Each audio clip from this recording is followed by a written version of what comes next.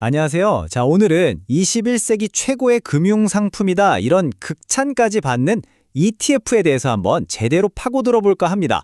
많은 분들이 ETF로 큰 돈을 벌 수 있을 거라고 생각하죠? 그런데 진짜 아이러니한 건 말이죠. 이렇게 좋다는 상품으로 왜 그렇게 많은 사람들이 결국 돈을 잃는 걸까요? 이 완벽해 보이는 투자 도구에 도대체 어떤 함정이 숨어 있는 걸까요? 자, 이 질문에 대한 답을 찾기 위해서 우리 주변에 꼭 한 명쯤 있을 법한 투자자 A씨의 이야기를 한번 따라가 볼게요. 어쩌면 바로 여러분의 이야기일 수도 있습니다. 자, 1막입니다. 완벽한 투자? 바로 A씨가 ETF의 매력에 푹 빠져서 투자를 처음 시작하던 그 순간으로 가보자. 일단 ETF가 뭔지 아주 간단하게만 짚어볼게요. 뭐 다들 잘 아시겠지만 이게 뭐냐면 클릭 한 번으로 시장 전체를 사는 거랑 비슷한 효과를 내는 거예요. 가장 큰 장점은 역시 적은 돈으로도 아주 쉽게 분산 투자를 할 수 있다는 거고요. 우리 A씨, 처음엔 정말 완벽한 계획을 세웠습니다. 보세요. 개별 주식은 너무 위험하니까 피하고, 그렇다고 은행 예금은 이자가 너무 낮으니까 매달 꼬박꼬박 월급날에 미국 대표 지수인 S&P 500하고 나스닥 100 ETF를 사 모으기로 한 거죠. 목표는 30년 뒤에 편안한 노후. 와, 진짜 흠잡을 데가 없죠? 교과서적인 투자법이잖아요. 하지만 여러분, 원래 계획대로만 되면 인생이 아니죠. 이 완벽해 보이던 계획이 곧 엄청난 시험에 들게 됩니다. 자, 2막입니다.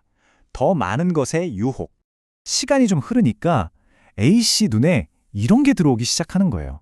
자기가 꾸준히 모으고 있는 지수 ETF 수익률하고 저쪽에서 막 난리가 난 엔비디아 같은 주식의 수익률. 이 차이 좀 보세요. 어마어마하죠. 이때부터 마음속에 슬슬 의심의 싹이 트기 시작합니다. 바로 이 생각 때문이에요. 아니, 나는 아직 돈이 별로 없는데 이렇게 안정적인 것만 해도 되나? 저렇게 미친 듯이 오르는 거에 탔어야 돈을 버는 거 아닌가? 이게 바로 그 무서운 포모, FOMO, 나만 뒤처지는 것 같은 불안감이죠. 그리고 그 의심은요, 곧바로 행동으로 이어집니다. A씨는 이제 다음 대박이 될 만한 걸 찾아 인터넷을 헤매기 시작하죠. 처음에 세웠던 그 단순하고 명쾌했던 원칙은 온데간데 없어집니다. 포트폴리오를 한번 볼까요? AI, 전기차, 클라우드, 요즘 핫하다는 테마 ETF는 다 들어가 있어요. 심지어 단타로 한탕 해보겠다고 레버리지 상품까지 손을 대기 시작합니다. 포트폴리오는 점점 누더기가 되어가고 처음의 원칙은 기억도 안 나게 되죠. 자, 이제 3막입니다. 자신감이라는 덫. 이게 정말 무서운 건데 어쩌다 단기 투자 몇 번 성공하잖아요? 그럼 A씨는 아주 위험한 착각에 빠지게 됩니다. 실패로 가는 길, 딱 이 4단계입니다. 잘 보세요. 첫째, 유행하는 테마 ETF만 쫓아다녀요.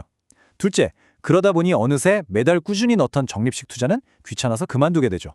셋째, 이제 자기가 시장을 예측할 수 있다는 엄청난 착각에 빠집니다. 그리고 마지막, 넷째, 감정에 휩쓸려서 큰 돈을 한 방에 몰빵하는 최악의 수를 두게 되는 겁니다. 이때 A씨 머릿속은 아마 이런 생각으로 가득 찼을 거예요. 나 좀 감이 있는데? 언제 사서 언제 팔아야 할지 딱 알겠어.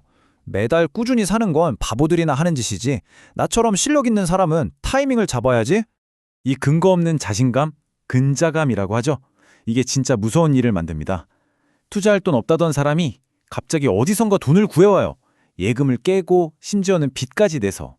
시장이 거의 최고점일 때 그 큰 돈을 전부 쏟아붓게 되는 거죠. 하지만 시장이 그렇게 호락호락한가요? 절대 A씨의 기대대로 움직여주지 않죠. 사막입니다. 시장의 냉혹한 진실, 그리고 A씨는 곧 깨닫게 됩니다. ETF를 운용하는 저 거대한 기관들이 결코 자기 편이 아니었다는 사실을요. 시장에 갑자기 폭락하기 시작합니다. A씨의 계좌는 그냥 순식간에 녹아내려요. A씨는 블랙록 같은 큰 손들이 어떻게든 방어해주겠지 하는 막연한 기대를 했지만 웬걸요? 그들은 아무것도 하지 않습니다. A씨는 그야말로 충격에 빠지죠. 자, 여기서 우리가 진짜 알아야 할 핵심이 나옵니다. 우리 같은 개인 투자자랑 자산운용사 사이에는요, 근본적으로 이해관계가 달라요. 우리는 ETF 가격이 오르기만 바라죠. 근데 그들은요, 사실 거래량만 많으면 장땡입니다. 왜냐? 거기서 수수료를 버니까요. 그러니까 시장이 막 요동치고 사람들이 공포에 빠져서 사고 팔고 심지가 폭락장이 와서 거래가 터져도 그들은 돈을 번다는 겁니다. 놀랍죠? 근데 이걸 단순히 그들의 배신이라고만 볼 수는 없어요. 여기엔 포트폴리오 리밸런싱이라는 아주 기계적인 시스템이 작동하고 있거든요. 이게 뭐냐면 아주 쉽게 말해서 주가가 특정 수준 밑으로 떨어지면 묻지도 따지지도 말고 그냥 팔아라 하고 미리 프로그램이 되어 있는 거예요. 그러니까 하락장에서는 이 기관들의 거대한 돈이 시장을 지켜주는 게 아니라 오히려 하락을 더 부추기는 무거운 돌덩이가 되어버리는 겁니다. 그럼 도대체 어쩌라는 걸까요? 이 냉정하고 무서운 시장에서 우리 개인들은 어떻게 살아남아야 할까요? 자, 마지막 막에서 그 해답을 한번 찾아보시죠. 진짜 이기는 전략입니다.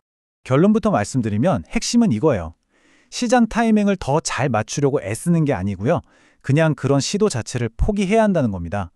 아니, 투자의 신이라는 워렌 버핏도 자기는 시장 예측 못한다고 하는데 우리가 어떻게 그걸 맞추겠어요. 자, 그럼 ETF 시대에 살아남는 법 딱 정리해 드릴게요. 첫째, 매일매일 자금이 얼마나 들어오고 나가는지 그런 데이터에 제발 집착하지 마세요. 둘째, 자산운용사는 내동을 지켜주는 수호천사가 아니라 그냥 돈 버는 회사라는 걸 기억하세요. 셋째, ETF 투자를 무슨 대박 종목 찍기처럼 하지 말고 그냥 매달 넣는 적금이라고 생각하세요. 그리고 마지막, 그냥 자동이체 걸어놓고 꾸준히 기계적으로 하는 겁니다. 이게 전부예요. 그러니까 ETF라는 도구 자체는 정말 훌륭한 게 맞아요. 문제는 이 좋은 칼을 가지고 우리가 과일을 깎는 게 아니라 막 휘두르려고 하는 그 마음가짐에 있는 거죠. 주식처럼 사고 팔면서 단타 치려고 하지 말고 원래 이 상품의 목적처럼 펀드처럼 아주 길게 보고 원칙을 지키면서 인내심을 갖고 투자하는 것, 바로 그게 성공과 실패를 가르는 결정적인 한 끗 차이입니다. 자, 오늘 이야기를 마무리하면서 여러분께 마지막으로 질문 하나를 던지고 싶습니다. 지금 여러분이 하고 있는 투자는 차곡차곡 미래를 쌓아가는 포트폴리오를 만드는 과정인가요? 아니면 그저 한 방을 노리면서 복권을 사는 행위에 가깝나요? 오늘 밤 여러분의 계좌를 보면서 한번 곰곰이 생각해 보시는 계기가 되었으면 좋겠습니다.